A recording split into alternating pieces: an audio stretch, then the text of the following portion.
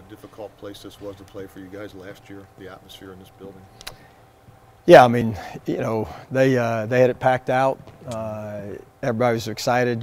We're coming in there. We were a ranked team. We were number 9 in the country, and it'll be a similar atmosphere tonight, or come Thursday. Probably even more hyped had we won on Sunday, but it'll still be hyped because we're the only team that's beaten them in the league so far. And the last team to beat them, period. Yeah, and the last team to beat them, period. So I'm sure they'll be packed house. They'll have every promotion going there is. Not that they need it, but it's a great opportunity for us to play in a great basketball environment and go get some redemption. Yeah. Looked like Kennedy was still finding his way when you guys played the first time. How different are they now that he's back to the level that he was last year? Well, he gives them another low post scorer, guy that you got to guard Barrera, you got to guard him. He makes them. He's a problem. He's a problem down there because he can score, and he's a good passer. He likes to pass as well as he does, scoring it. So it just gives him another weapon in the half court.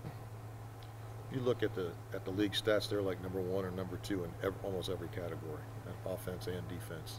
How much of a challenge is it to play this team? It seems like they do everything well. Well, they do. I mean, and they score a lot of points, off transition, off steals.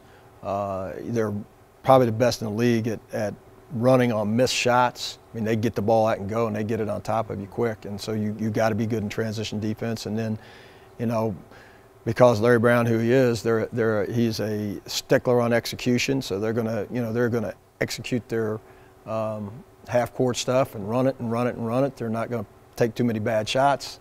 So you got to be prepared to defend for 35 seconds. And then in the offensive end, this is a game you can't turn the ball over. You can't turn the ball over and give them these opportunities. That's probably the best thing we did here. Early in the game, we turned it over a little bit, and then here, as the game progressed, we settled down and we got shots every time. We not got great shots every time, but we at least got a shot and had a chance to rebound it. And you didn't give them. It's a lot easier to stop them in transition off a missed shot than it is off a steal. That's for sure. And we got to be precise in what we do offensively, and it's going to be a physical game. They, particularly at their place, last year, Justin couldn't catch the ball in the post. And, you can say, well, they fouled us or whatever, and probably did.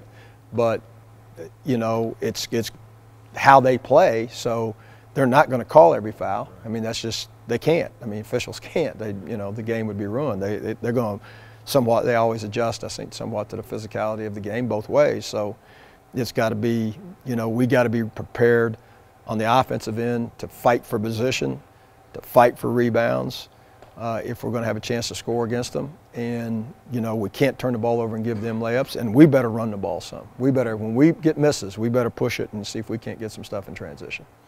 How important is this one in the grand scheme? I mean, it's one game out of 30, whatever. But.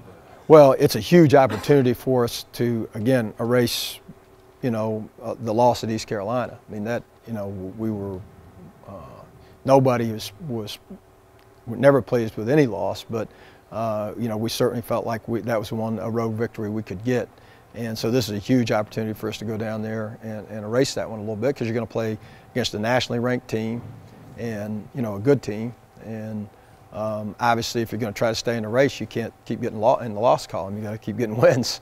So, and it gives us a chance to give them a loss, which puts you one game back. So this is a huge game for us, huge opportunity for us. We got to make the most of it. It's about the time of year when people start talking about resumes. Going forward in March, would this be the kind of resume win that you would start? Yeah, absolutely. You beat a ranked team, and SMU's won 16 out of 17. So you go win this game. That's a resume builder for you. It's a huge opportunity for our team, and I'm sure everybody in America, there's nobody in America probably thinks we can go do it, but we'll see. How hard is it to put that East Carolina game behind you? Yeah, you got to. I mean, there's nobody. Our staff's sick over it. I'm sure the players are sick over it. I mean, there's complete silence in the locker room afterwards because they were just stunned, I think, a little bit, and what our expectation was. And not to take anything away from East Carolina, they did their job and they gave themselves a chance to win. And but we've quickly got to we can't have just like you can't have a hangover and a win on Connecticut, and we did. we can't have a hangover in this one for the loss. We got to move on. You got to learn from your mistakes, lick your wounds, and you got to be ready to go do battle. You know, come Thursday night. And Farad when you played him here, Farad had, I think, 18 points, and he shot the ball really well. It was important to get some of that perimeter scoring against those guys because of what they do inside. Yeah, because they pack the lane in so tight. Yeah. You know, you're going to get some perimeter shots because they're not going to give you easy layups. I mean, you're going to have to work to get scores inside and to get layups against them. So the perimeter shot's going to be there some, and you got to make them. And if you go back and look at the film, I mean, Rod made some semi-contested shots. You know, it wasn't like he was wide open, but he jumped up and made them. You know, at East Carolina, had somebody jumped up and made a couple threes, we'd have won. You know, I mean, that's the fact. And three of our perimeter guys, we were 3 for 20 from the perimeter between three of our perimeter guys. Fraud had a pretty good game, but he got no help from the perimeter in terms of made shots. And they decided to play 2-3 zone, pack it in, and say, okay, let's see if you can make a shot.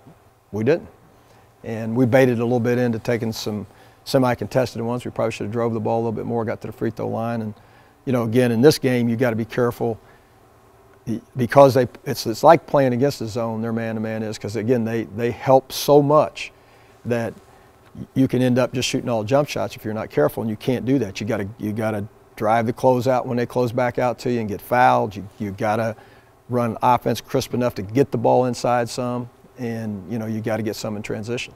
You mentioned that you don't think many people in the country think you guys can go to SMU and win. Do you think this team relishes those kind of opportunities when people kind of doubt them a little bit? I mean, our history is the Bearcats play the best when they're doubted. You know, now we got a young group. Can they rise to it? Can they take that challenge? You know, this group's going through every kind of experience right now. You know, we're going through the experience of, you know, winning a big game and how do you handle that after. We're going through the experience of, you know, losing a tough one on the road that you didn't, you know, you kind of thought you were going to win. How are we going to handle that? We're going to go into, you know, probably the toughest environment that we've played in. Connecticut and you know, NC State was a pretty tough environment, but this, because it's small and the people are right on top of you, this will be, you know, a loud, tough environment, probably the toughest one we played in all year, because I think they'll have a packed house, and like I said, they're right on top of you. So, you know, we'll see how we do.